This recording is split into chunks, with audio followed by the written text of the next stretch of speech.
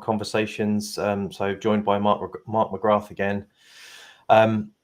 This is a series, just to remind everyone, this is a series exploring the work of John Boyd and its relevance to operating and succeeding in today's world. And today we're going to talk about how we apply, or how it's possible to apply the ideas of John Boyd, including the OODA loop, to building businesses that are a fit for today's very fast changing landscape. So welcome, Mark. Sorry, it's been a few weeks. I think we've both been otherwise engaged and busy. I've been relaunching my website and all of the activity involved with that, and you've obviously been traveling. So welcome back. It's good to be back. Good to see you. Indeed. So, well, let's kick off. I think probably we should address the elephant in the room first, because talking about building, I talk all the time about using technology to build better OODA loops and build internal systems for business. And the elephant in the room that we need to address here is that Boyd once said, people, ideas, technology, in that order, always. Always, yeah. Always. So even though I talk about applying technology, I think we should just dig into, how you can take a technology first kind of point of view of using technology to enable. I mean, you come from a finance background. Obviously, there's lots of both good and bad technology, technology that helps and technology that gets in the way in almost every finance shop I've been part of. So what's your take on that? It's funny. Yeah. I mean, people, ideas, things, or people, ideas, hardware, people, ideas, tech. I think when you talk about tech, hardware, things, so many, unfortunately, I think, get into product, what platform they're using, and they're forgetting about people. So their marketing messages don't cater to the people that they're trying to get to use their stuff. Their integration of hardware, technology, or software, whatever, it didn't come thinking, what would it mean for our people first, and how would it help our people execute ideas? So it's almost backwards. And I think that creates a lot of the problems are created by the alleged solutions that a lot of things are meant to resolve. But then there's a problem to the problem to the problem, and it compounds, or as we would say about, VUCA tends to cascade. Yeah. And it tends to create more and more friction versus reducing it. Yeah. I'm glad you brought that up, actually, because my take on this is that there's a certain boundary within a business in which there is no product for that, right? That's your unique kind of expression of what your business model is, how you fit with the external environment. You call it your tactical DNA, if you like to steal a phrase from David Kilcullen. And there is no product at all that will, one for one build that. You can either build it yourself, or you can do what most people do, or most businesses do, and forget all about it and have a bunch of junior folks or overworked middle management trying to build that for you in Excel or whatever your kind of tool of the day is. So the approach that I think makes most sense in this is, to take a leaf out of Simon Wardley's book and Simon Wardley, his book that he wrote, but the metaphorical book, is to look at things through the kind of Wardley mapping world and look at things as a network of capabilities. So you've got technology that you use to help empower your people to achieve whatever the mission of your company is. That mission is usually around solving somebody else's problem, be that another company or an individual. So you end up with to go back to the cascade, you end up with a nested fractal set of problems being solved with technology. And, often those technologies are products. So, a CRM or a point of sale system, or, pick anything, right? There's millions of these things now, and they are proliferating because they're easier and easier to build. But the way that you combine all those things together as a business owner or leader, it's not a product anymore at that point. It's call it a network of capabilities. So what would your response to that be? Yeah, I mean, a network made up of people executing ideas using things, not Love a it.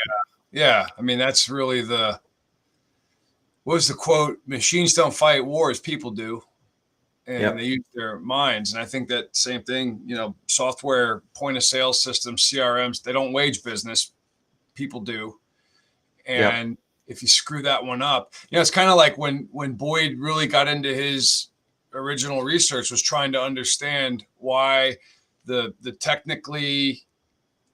technologically, the financially superior United States lost in the Vietnam War to underfunded guerrillas that were eating, not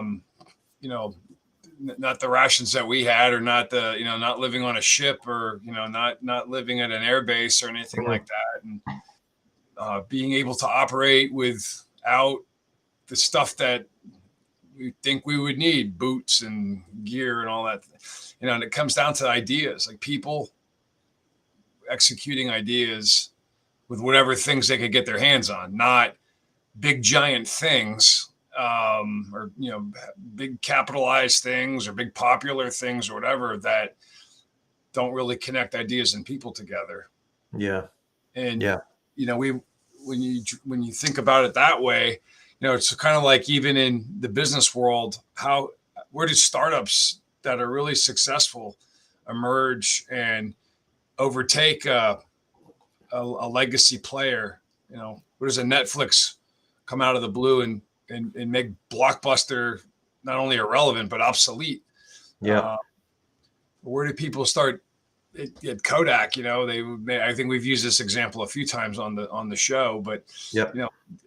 they invented digital photography and didn't see the value, but others did, and they're probably in their offices with jeans and sandals, and they can't understand how something would defeat them so soundly. Yeah. I think So yeah. I just want to pick up on that, because I came across a mind-blowing statistic the other day, and it's around sort of technology adoption, because that it gets easier and easier in today's world to find something that will fix your operational problem at the point of need, right? It's easy to find an app for X, or a service for X. You can go and pay $10, $30 a month for something that saves you more than $30 of time on the front end operational side of things. And that proliferation has meant that there's now an enormous number of SaaS services, software as a service, components to a business. Have a guess, if you haven't seen my LinkedIn post, pretend you're guessing. And the average business up to the size of 50, how many SaaS products do you think they're using at the moment? Oh, 100 on average. 102. 102. All right. Yeah, which is nuts. Like, you've got two SaaS products per employee at the top end of that. Now, Yeah. obviously, the widespread, it's averages, blah blah blah. But the problem is, you've got all of those things being bought and procured at the point of need by whatever department that is. So, in marketing, we've got like 5 or 6 different things like CRM, and analytics products and everything else. And engineering have got tons for managing the kind of workflow, and then business of admin have got like accounting packages, and all the other, and payroll and everything. And the massive problem that we have now, and I've seen this time and time again in tech startups, is in order to make decisions, you have to have situational awareness. Right? The worse the situational awareness, the worse the quality of decision you're able to make, unless you're experienced and very intuitive. But the problem is that now we've got, where 5 years ago, the tempo of decisions that you needed to make would have been lower to keep up with the competition. But now, not only is that tempo of decision making higher, but all of the different entities and components of those entities that you need to pull together to make the decision are spread over more and more systems. So it's like this kind of, the operations folks are being empowered and being able to pull away from the ability of the businesses to make decisions. And I've felt that so many times in tech startups, where you know, you go into a meeting with the leadership, and it just seems like they don't know what the fuck is going on. They don't know what, they're just lost, right? They are overwhelmed. They've got no idea really what's going on in the business to the level of understanding that they need. Right. Nobody is taking that data and aggregating it and presenting it in such a way that it's conducive to making good decisions. So, you know, their OODA loop is broken. And in many kind of top-down traditional command and control organizations, breaking the leader's OODA loop means that the OODA loop for the whole organization is broken. Right. I mean, it trains people to do the wrong things for the wrong reasons, and it disconnects them from their real purpose. You know, a business is people serving people. Yep. Thinking the most effective businesses ever, businesses that were people serving people, and I think that gets lost. It's almost like we're deferring our importance, right? We're deferring our what's the word I'm looking for? I mean, we're dehumanizing it, and that's exactly the wrong thing to do. We had, we were talking earlier, and we've taken a few weeks off for spring break. I can think of a couple of occasions where we were engaged with certain businesses where, you know, the lowest level, the decision to make the customer better off, to make the client better off, that front-facing person didn't have the ability to do it because, well, the system doesn't work that way, or I have to get permission for that. And one was so angering. It was staying at a hotel, which I have lifetime membership at. I've been going to this hotel so much for my years and years of travel, but they wouldn't. It's the first time it ever happened. They wouldn't check my wife and my daughters, and my sons and I were in a different car. We came later, and they wouldn't let her check in. And I said, why? Well, the system's designed to prevent fraud. Like, well, what are the odds that somebody would try to commit fraud to take my hotel stay that has the same exact mailing address, the same exact credit card number, the same exact everything, and that young person at the desk, because of the way they were trained, the system there was no latitude. Like, so my wife had to sit there in the hotel lobby for an hour and a half till my boys and I caught up with them, and she was not happy, and, you know, nor was I. And the commentary I had when I, you know, there's this status level, you can call a direct line, and you know, I wasn't yelling at anybody, and I said to the manager called, and I said, why couldn't you train your people? Like, why, you know, when I print out the bill when I left, there's my mailing address. All that kid had to do was look at my wife's driver's license and clearly see that we live at the exact same place. And he even says, well, we're trying to prevent fraud. Well, again, I ask you, like, who's preventing fraud, or who's going to go in there and defraud me out of a night's stay? Like, she and my daughter both went out and made driver's licenses with their same mailing address. I mean, it's like you can't even believe it. But that's what happens in these types of systems. It's dehumanized. You know, it's so technical. It's so, you know, keystrokes and things like that. Or like algorithmic to a fault, or whatever it was that prevented that person from having the decision rights to use common sense and see that no one's going to defraud somebody out of a hotel room, go out and make a fake ID. How would they even know I was staying there in the first place? Right. I mean, just ridiculous. But I mean, that's a classic, isn't it? That's like, it's the system driving the person rather than the person being empowered by the system. That's exactly what it is. Yeah. I mean, you read about Haya and Gore-Tex and all of these businesses that really have succeeded in devolving decision rights, which is a great word for it, down to the kind of front line. Right. And all of the systems that those guys build. Like, I was reading one of the corporate rebels guys put out an explanation about a company. I can't remember the name of the company, and that wasn't Haya, it was a different one. And, you know, they build internal systems, but it's explicitly, the system is there to support the people, not the people are there to plug the gaps in the system. And that's how I see many businesses fucking this up, is they have systems that they procure or buy, or they're really rubbish. They don't really fit what people need because they don't ask the people. So the people have to use these systems because they're legacy and they're there and whatever. And you end up with people that should be out front and center, taking decisions, making those tactical day-to-day, minute-to-minute decisions. You end up having those people basically caught up in the cogs of this machine that they have to push around. Right. And it's totally contrary to the way systems should work to empower people. And I think that's what Boyd was getting at when he said, people, ideas, and technology systems, whatever kind of word you want to use for the last thing. Yeah. Things. Yeah. I mean, it renders people useless. I mean, that's what's the point of having someone at the front desk, of having a human at the front desk, that the system tells him the reservation was made by Mark McGrath and his address is X and his credit card number is X. And here comes somebody that's not Mark McGrath. But all he had to do is look at her driver's license or my daughter's driver's license and see, okay, or even both for double correlation. Both, right?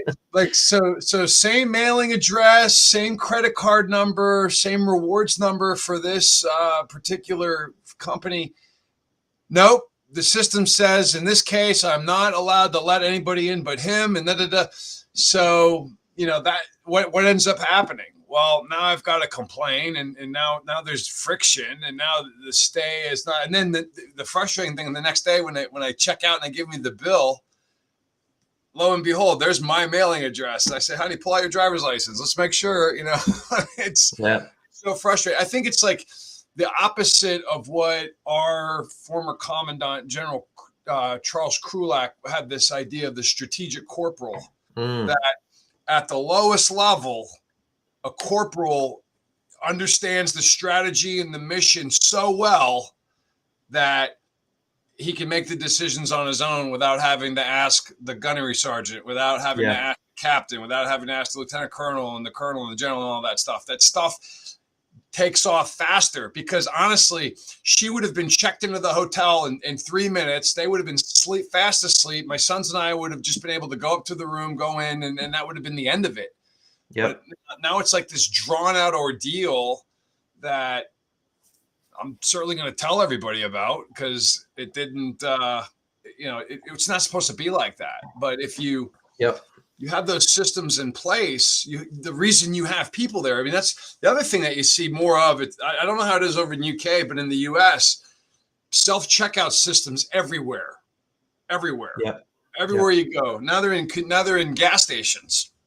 If you go to the fridge, you grab a couple of Cokes and some bag of chips or whatever, and now if the line's long, there's self checks.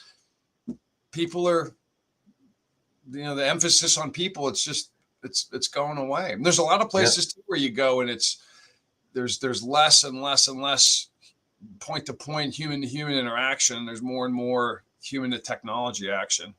Or interaction rather. I mean, and that's the especially bizarre thing about the hyper competitive world of hospitality and hotels, restaurants, airlines. Yeah, literally the only competitive advantage you can have when people's technology is at parity is the experience. Like the customer experience that's it. It is it, right? Because anyone can get systems, any business can invest in technology. But if you do that and you take away, it's like offering a win to the competition, right? It's like, if you're going to just give away the whole ball game by letting technology drive everything that your people do, and your people can't express their, humanity and provide that great customer experience, what the hell are you even in business for? So airlines is a really good one to pick on. It's almost too easy with airlines. I mean, every comedian ever, I'm pretty sure every stand-up comedian ever has an airline bit or multiple airline bits, but without naming names, there's one airline in particular that in the United States is wildly popular. And when you think about what is it that makes them so effective, what does it make that makes them so wildly popular? They have the same equipment. They have the same jets. They're subject to the same FAA rules. They're subject to the same regulations. They use the same type of jet fuel. They use the same everything, and they differentiate on the service model. And people go out of their way to fly that particular airline because it's so easy to work with. I don't have to pay for bags. When my children, now they're grown, but when they were young, it was so much easier for families traveling with car seats and kids and things like that. This airline literally makes everything easy. And of course, I'm talking about Southwest Airlines. Every other airline, it's the same. You could close your eyes and be dropped on any one of those airplanes, and you could imagine you're on any one because the experience is so negative, and it's just hours of your life you wish you had back. But they use they're subject to the same rules, they use the same stuff, and they differentiate completely on their service model. And airline websites in particular, like, you've got the most, my wife's Asian, we fly to Asia, not so often recently for obvious reasons, but I mean, any long distance airline, you go on to, it's not hard to build a website in today's world, right? It's not hard to build a website that is pleasing, fast, nice customer, nice user experience. But my God, airline websites are like horrendous. So you're hitting on another area. There's nothing wrong with having really good technology. There's nothing wrong with having really good websites. There's nothing wrong with having really fast software or fast Wi-Fi or whatever, if it's serving people. Yep. If it's helping people do business together, if it's helping drive a positive experience, which in turn is helping drive profit, if it's doing that, then there's nothing wrong with that. Like I'm certainly not a Luddite, right? I'm not a Luddite. What I'm saying is that when you think of everything in terms of how it will impact people that work here and people that we're serving as customers and clients, if that's not the first thing in your mind, forget about it. It won't matter. People drive profits. That's the other thing. Machines and technology don't drive profits. People do. People with ideas that use technology, right? But it always comes down to people. Okay, so here's, I'm going to maybe push back slightly on that one, because there's a concept that I've been playing with a little bit, right? So we make business extremely complicated, right? Right. And it is, like, on the operational front, business is extremely complicated. But actually, when you look at the purpose of what a purpose of a business is, regardless of what the stated purpose is and the mission statement, all that stuff, the purpose of any business is to solve problems for other individuals or businesses, and to do so in such a way that you make money, right? And there's two elements. I've been playing with this. So this is the first time I've kind of field tested this idea. So, right. So testing it with an Austrian economist, what could possibly go wrong? Right. As I grossly oversimplify the last 150 years of human thought on economics. Let's do it. Okay, let's do it. So what if we just simplify business down to two desires: make and keep. Make more and keep more of what you make. So make more is about making the right decisions.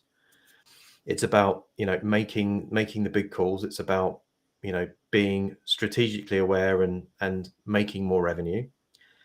And keep is about keeping control of costs, keeping the wheels on, keeping operations running well. And it's about keeping more of your bottom line. So it's, bumping up the kind of improving your profit ratios. And technology on the keep side of things is super, super effective, right? You can replace in many ways, and like to your point about kiosks in gas stations, right? You can replace a moderately expensive human with a free piece of technology. So on the kind of,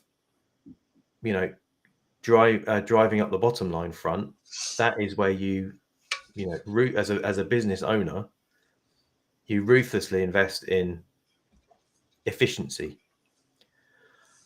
But the problem is that if you push that up too much, the point efficiency impedes your ability to make the right decisions, which is what drives the top line revenue. Mm-hmm. And I think we're talking about a mix of things here. So you can replace people with technology. And in some instances, you absolutely should. If you've got a middle office in today's world of people pushing spreadsheets around, you should 100% replace that function with, or you should leverage technology more in that function. And that might mean that there are some of those people that don't have jobs, or it might mean that the capacity that you free up from not making them do rote nonsense by replacing that rote nonsense with technology enables those people to then apply their human brains and drive business forward and move that top line up a bit more. So I think it's depending, you're never going to use technology to replace decision making, at least not yet, right? Decision support, perhaps. Mm-hmm. Experience design that leads people to make better decisions, perhaps. But I think we are in a world where people get replaced by technology all the time, and it's not always a bad thing. Mm-hmm. And yeah, so it's a little bit of a nuance, I think. No, I mean, you don't need. I mean, you're right. To your point, there's so many things that that's the beauty of technology. It's creative destruction. Yeah. Right. It's destructive creation, maybe. Destructive creation is creative destruction. It's the balance between the two.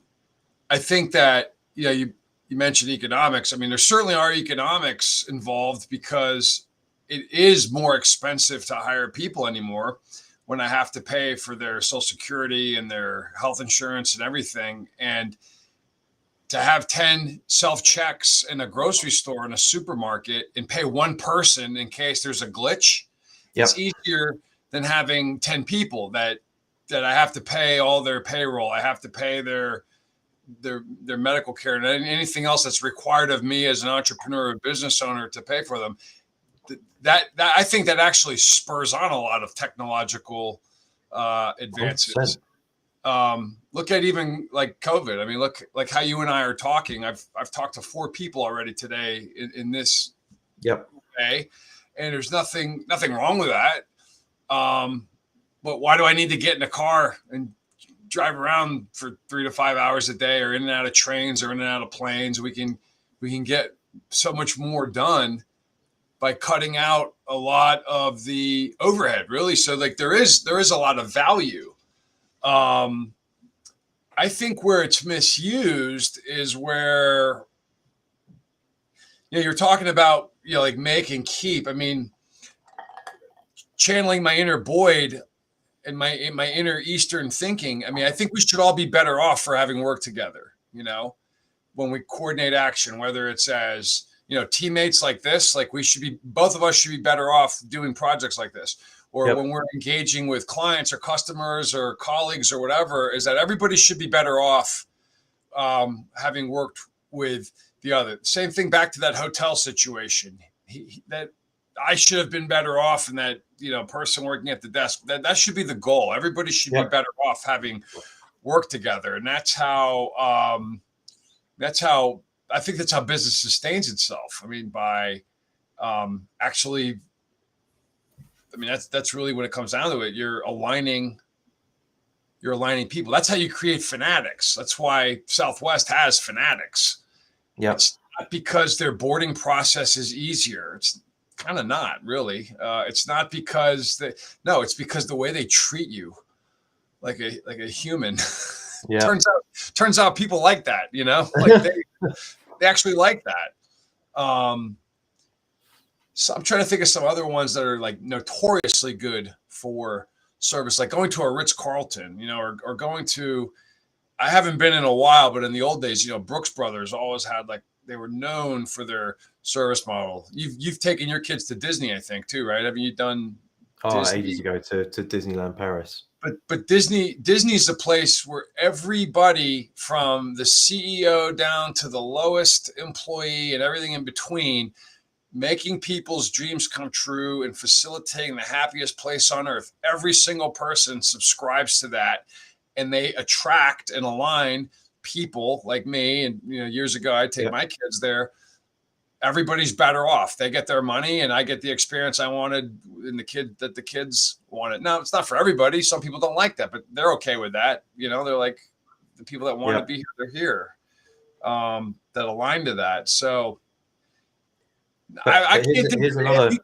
I was going to ask you a question. I mean, can you think of any business that you work with or whatever? I'm going to keep going back to that hotel. I mean, the technology is just insane, or I'm going to keep going back to that grocery store because they had the best price reading system, or I don't know. I mean, I can't think of very many places where I've thought of that. The machines made me feel so welcome. The technology, it just gave me a warm fuzzy. I don't know. Have you experienced that?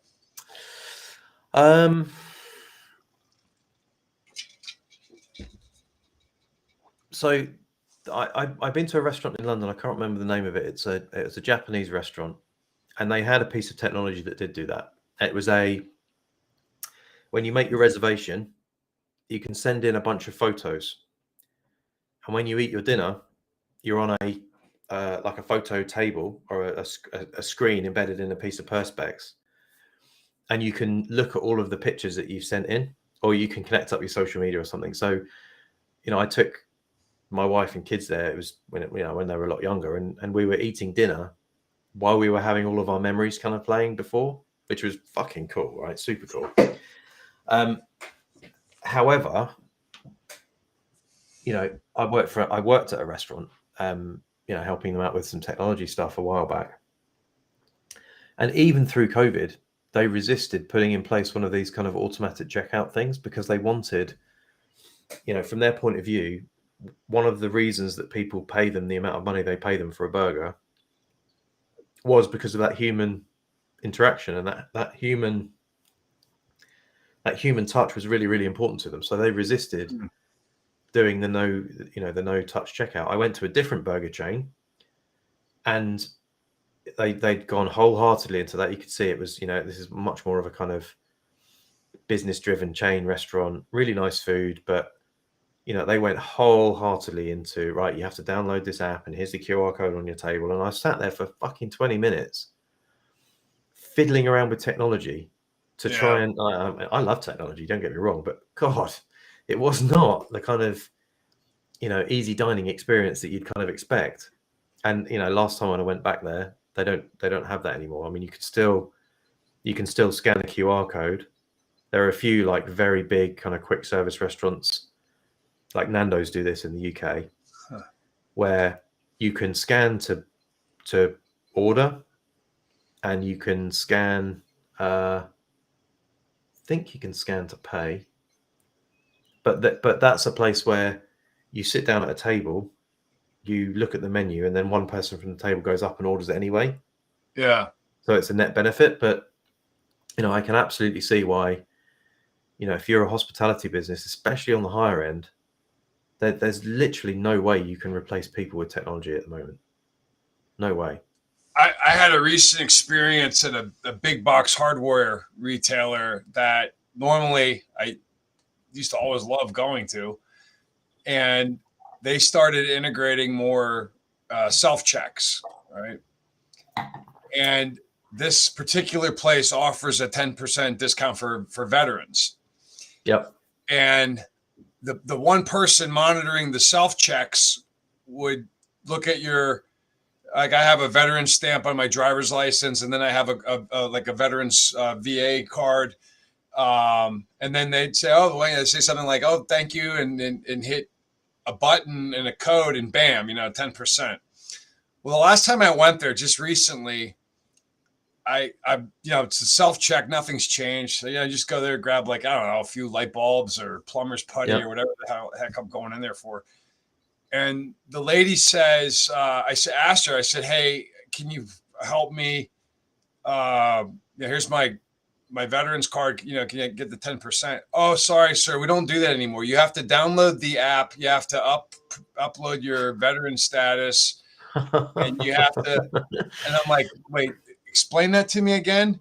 Well, okay, While she's standing right next to you and could have done it in 2 she's seconds. standing right there. Well, you have to upload the app. You have to sign into the app. You have to have your proof that you're. And I'm like, I have to do all that extra stuff, huh? You can't just look at the card. No, sir, we're not allowed to do that anymore. We don't do that anymore.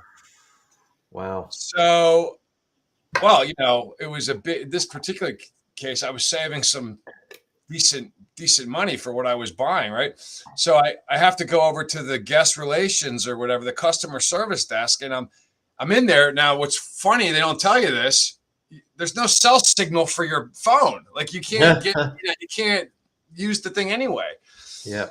So the customer service lady looks at it and looks at my card, and she gives me the discount. I get the, you know, the money refunded back or whatever.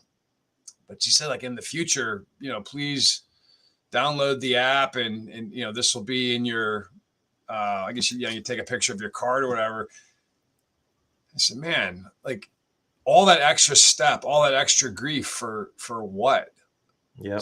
So I mean, I guess really what it boils down to is the person that could have just entered the code for you, at some point they're going to go away. Well, I mean, yeah, you know, at some point, you know, and I think this happens in many businesses, in many industries, in many sectors.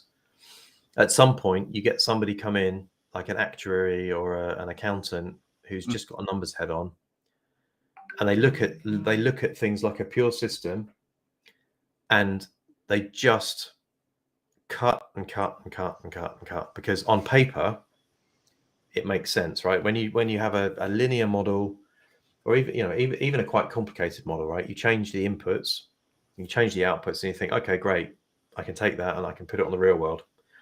But obviously in the real world, when you change the inputs, you change the behavior. And, you know, and then you're into the very OODA-ish kind of like, well, you know, second, third order effects, you know, the market gets a vote too. The enemy gets a vote too, if we're talking about, you know, previous professions. Yeah. And I think that's something that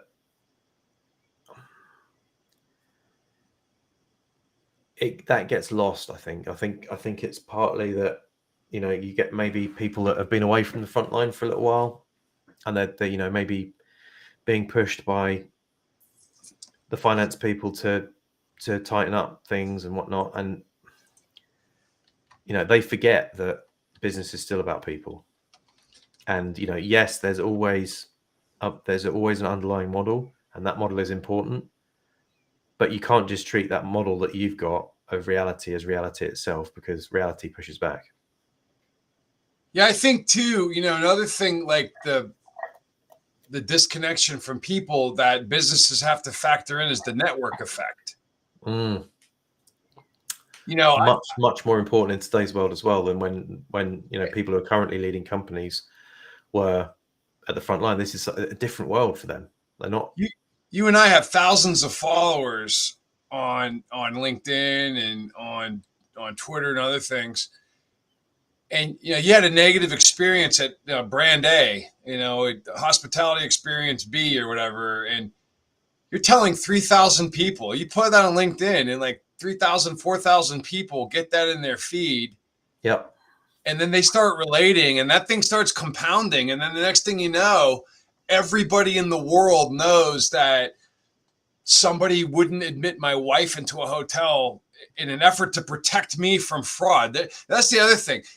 They were talking to me like, you're doing me a favor. Let me tell you something. You anger my wife and my 2 teenage daughters, you're not doing me any favors. You're making it way worse for me, right?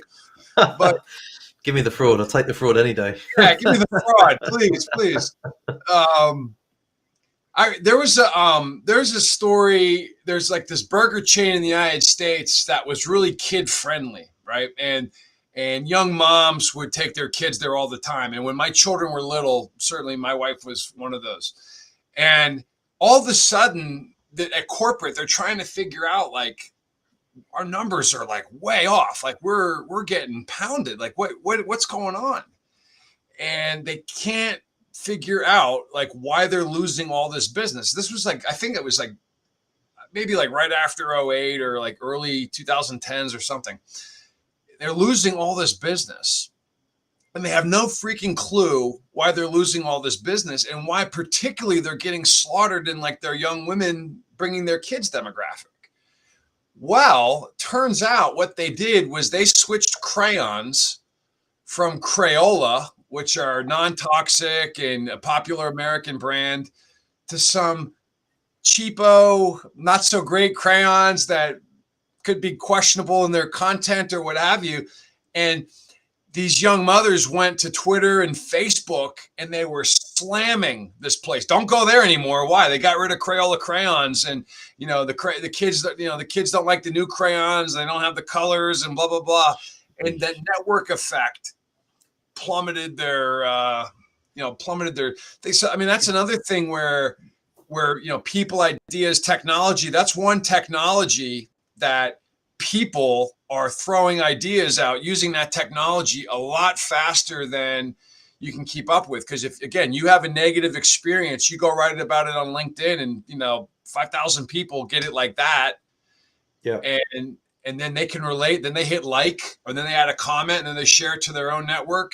And you've done those LinkedIn, you've seen those charts and those connectivity. I mean, next thing you know, 1 million people know that company X is a bunch of jerks that have this archaic system that makes no sense whatsoever and creates this unnecessarily hostile experience.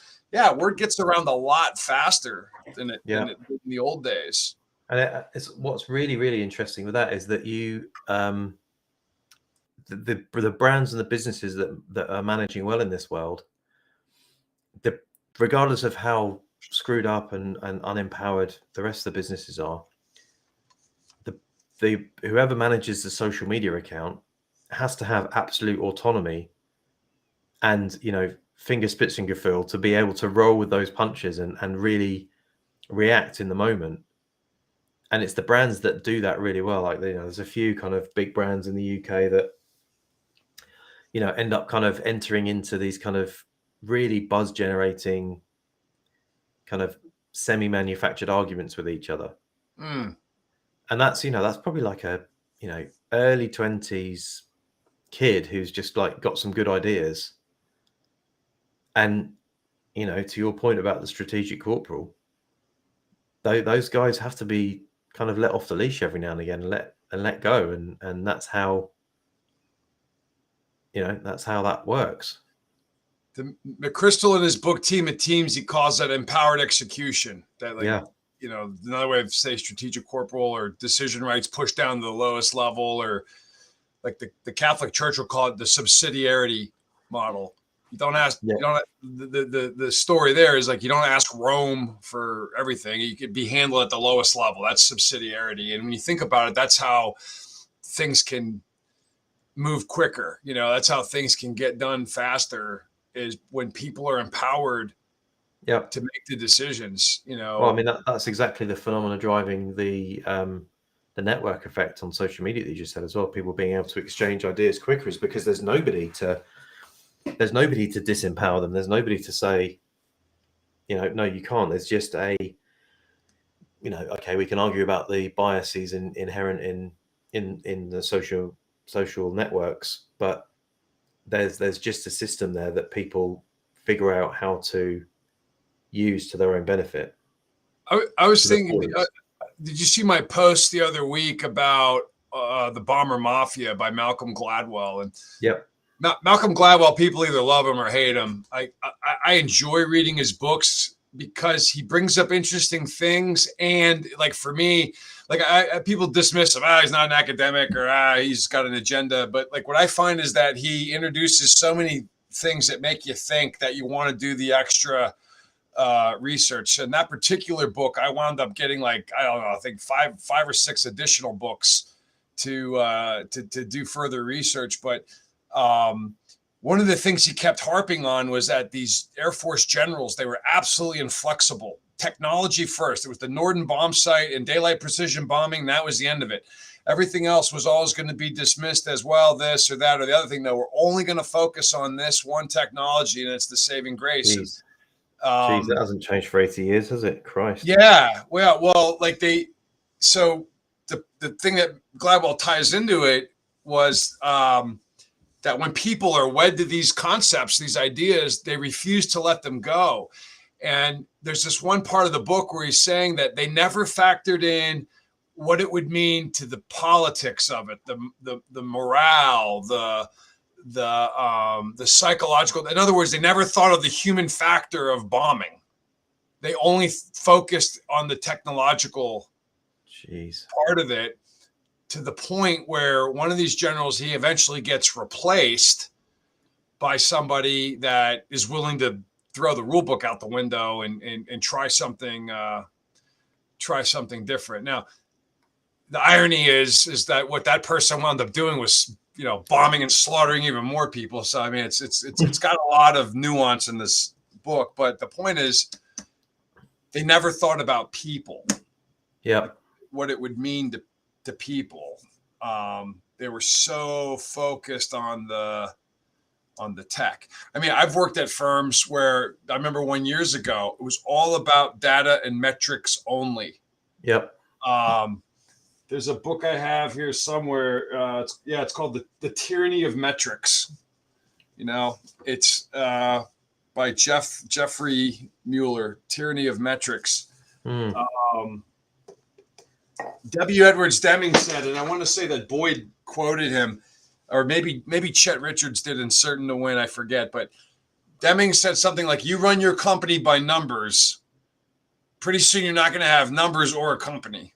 I love it. It just doesn't work. There's an interesting thing too about Deming's. He says if less than 10% of people are having issues with it, it's probably them. But if more than 10% of the people are having problems, it's probably technology or something in leadership needs to change. And I remember at another company I worked at years ago where they were forced feeding this data-driven system, all data, and it was so disconnected from not only the people that work there, but from the people that we were serving and then the people that they were serving. And it was happening to 60-70% of us were having issues. Yeah. And I think Deming's quote was like, if it's less than 10, it's the people. If it's more than 10, it's the system, right? And it was clearly the system and its lack of focus on people, So, I mean, I guess that's a recurring thing. And I'm sure if anybody's listening to the replay, there's countless examples we could go through, but. Yeah, it's like that focus on numbers. Like, I think there's a real misunderstanding in general. Like, if you haven't done, enough desk reading, enough. If you don't have enough interest in the subject to think like mainstream, I don't know. Let's say your sole education is an MBA, right? You're not going to understand. Not understand. I mean, anyone can understand it if they're told it, but there's nuance here, right? Because you do have to care about the numbers, right? Your gross profit margin and various other different levers that you can pull in a business are incredibly important, because if you fuck those up, it doesn't matter how amazing your culture is or how awesome your people are. You have to have a basic understanding of the economic levers that you can pull and push. Yeah. But it goes back to your point about efficiency. You have to be efficient, but there also has to be, so you can have a data run organization. Again, I've been part of these where it's hyper efficient, but it's not effective at all. It's not at all effective. Yeah, because I mean, and there's and this is exactly where the OODA loop comes in, right? If you've got all of that efficiency and it screws up your OODA loop, you're dead, whatever happens. And that was true 10 years ago, and it's even more true now. Because in a world that's changing really quickly, first of all, your models, the validity of your models changes over time. Right. So you have to have that kind of metacognition or the second loop learning element of the OODA, that having a good OODA loop gives you, which is not just looking at the metrics as defined by the current model, but looking at the suitability of the model for the changes in the environment. And I think that's something that really sets the really well-performing companies who create it, incredible economic outcomes apart is the ability to actually look at the model over time and evolve it as needed. And I think, you know, even really, you know, there's something about human nature that leads us away from that kind of ideal space, is because, you know, you read something like Measure What Matters by Andy Grove, and you read that, and you read, you know, some other stuff from him, and, you know, some other stuff from his contemporaries, and then you read a modern kind of instruction manual on implementing OKRs in your company. And I mean, they couldn't be more different. You know, it's like a sick, weak animal in a zoo banging its head against the bars versus a wild animal that's, you know, operating in the environment that it was designed to operate in. So yeah, I think we've got a big problem at the moment of people that have a superficial understanding of numbers and how to tweak the numbers and drive the numbers, but you know, they understand the cost of everything and the value of nothing. The cost, I mean, go back to Boyd, bring it back to Boyd. That's the Vietnam War right there. Yeah. Numbers. You know, we dropped more tonnage. We had a higher body count. We flew because you're incentivizing people to hit a number. I mean, I can't remember. I was literally in a conversation this week, and today actually, and this concept came up. I can't remember the law, but it's the law that a metric that becomes a target loses all value as a metric, and it's completely escapes me what that was. I know what you're saying. I thought that was Deming. Well, but see, like, go back. I'm thinking back to that organization I used to belong to years ago. Like, all they cared about was the data. They didn't care about sales, which was crazy, right? So, oh yeah, so and so had so many meetings per day, so many meetings per week. They're at this is their capacity number. Yeah. But then you're like, okay, well, wait a minute, their sales are terrible. That's a perfect example, right? Because in an organization that was working well, you would have the thing that the lagging metric, sales, that you want to influence, and then you would have a leading metric that in your model you work backwards and you say, okay, if I want X number of sales, I need X number of calls, or X times N number of calls, where N is something that you understand. The problem is when you lose that feedback loop, when you lose that relationship, first of all, you make the leading metric the target. So, you know, this is like 4 Disciplines of Execution is a good book on this, and I can't remember the other one, Traction maybe. But you make that leading metric the target. You incentivize people on the leading metric, and the leading metric might be something like, number of calls per day. It's like, okay, I can make a shit ton of calls because I've got a whole address book here.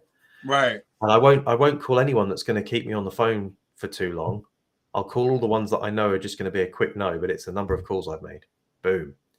Right. And then you lose that relationship, that model that you've carefully curated of the relationship between, based on historical data, the relationship between calls made and sales made, just by the simple act of making the leading metric a target. You've destroyed your model. You've destroyed the link. So and I find that incredibly fascinating that people, you know, all of the literature on this is out there. All of the, you know, understanding of this is out there, but people just seem to, I don't know why people do it. I mean, I can think of lots of examples. Like rookie brokers years ago, they used to have phenomenal training programs. And then like they'd bring it in New York or Chicago, or wherever your firm was based, and they would train the hell out of you.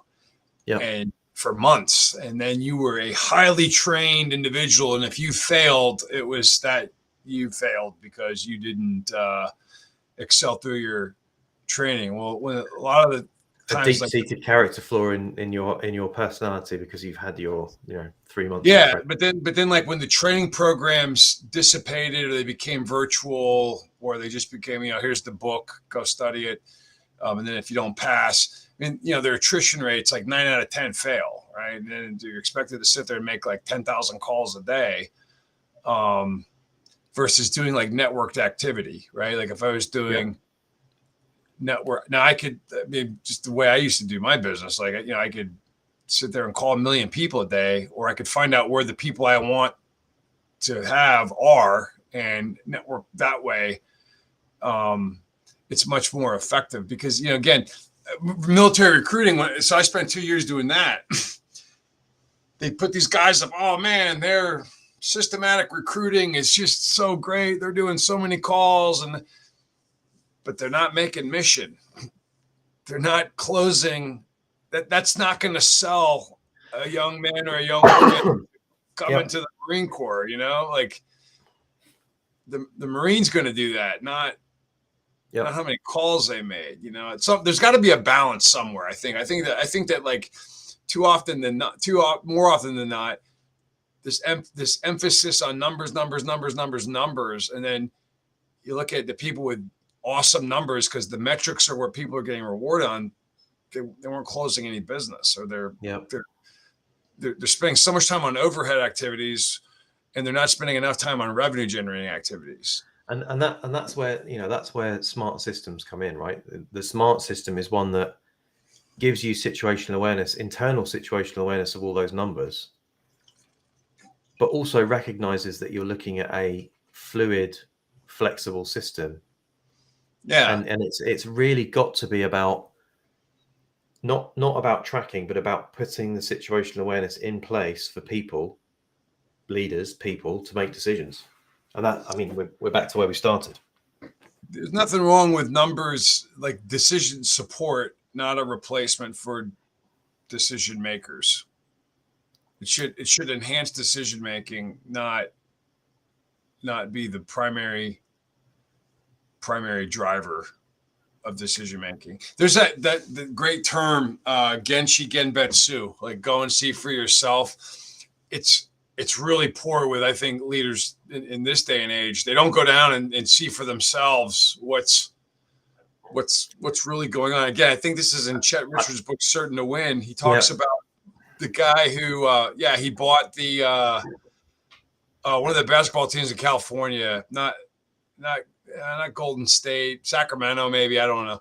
And he was talking about how the owner went to go get a beer, and he stood in line for like 30 minutes, and he missed, half the game. And he's like, good Lord, if my father had been in that situation, he would have killed somebody, right? And but he would never have known about that if he hadn't gone down and seen for himself. So he's like, well, this is BS. We're not doing that. So there needs to be kiosks everywhere and smaller, like mobile bars everywhere. And it created, it facilitated quicker service so that people wouldn't miss the game, which, they're paying a lot of money to go to.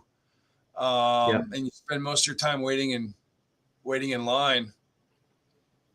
But I think another reason in today's world that people don't go and find out is because I think a lot of people in leadership positions, especially in sort of technical fields, right? The world has moved so fast that you have to be comfortable as a leader in today's world, going and talking to people on the front line that are better than you were. And that is a big ego hit, right? You have to go and ask questions and look dumb and have humility and understand that, if I was to hire a team of programmers now, I would run rings around me, and I would expect every single person that I hired to run rings around me. But that's a big ego hit for someone to take when they've been, the Peter principle has pushed them just one level beyond their level of competence. And now they have to unwind all that kind of, egotistical stuff to be able to admit that. And that's why leadership is a different skill than the people that you lead sometimes. I tell my kids, I said, the one quality you want to promote in yourself is range. You want to have a wide range. You want to have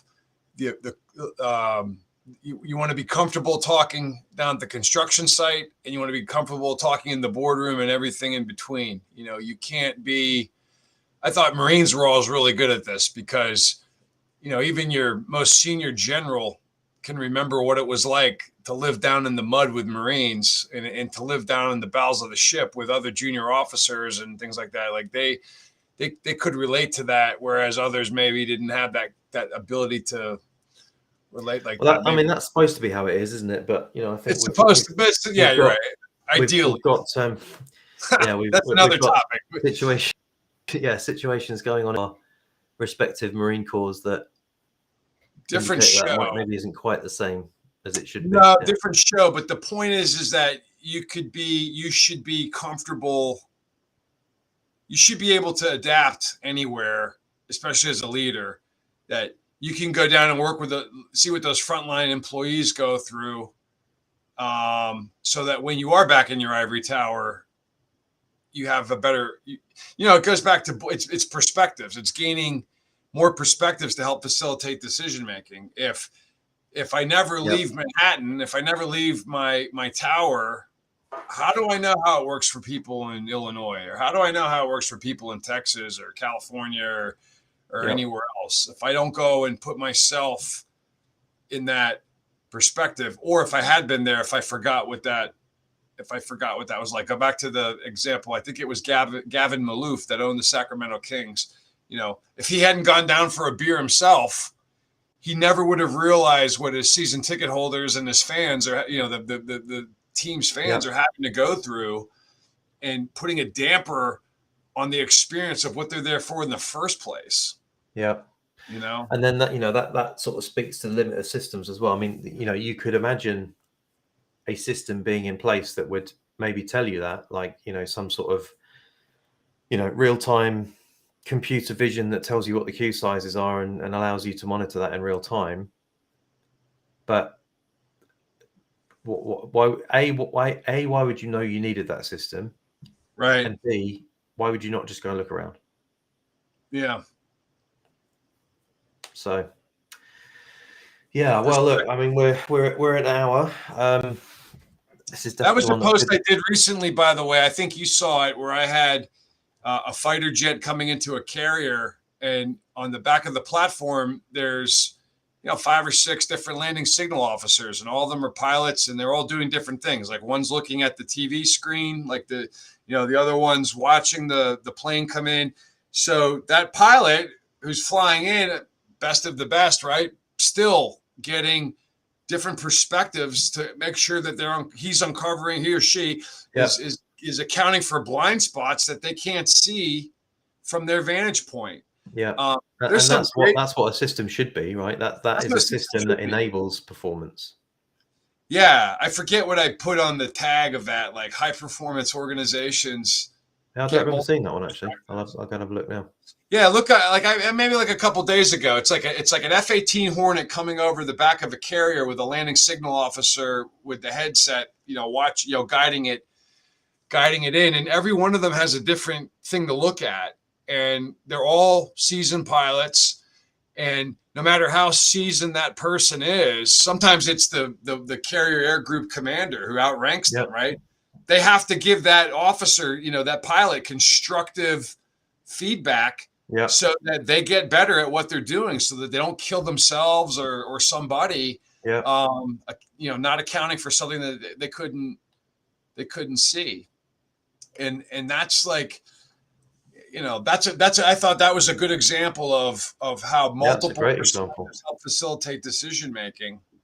Because at the end of the day, it's going to be that pilot that's making the decisions, and he or she's the one that's going to have to implement the feedback that they got if they came in too low or they came in too fast. There's a great video of one in like rough weather. It's like landing signal officers, rough weather. I mean, it's like that scene in Master and Commander where they're rounding the horn, it looks terrible, and they get the plane aboard safely. Well, the pilot can't see, and the boat's moving up and down, and they're doing what they can to give other perspectives and take that That's awesome. feedback. I mean, that's like the peak of human performance when you see a team operating at that level, isn't it? So cool. And you don't have to be in the military to use those same principles. I think that's been your and my thesis the entire time. You don't have to have spent one day in the military, but you can learn from that.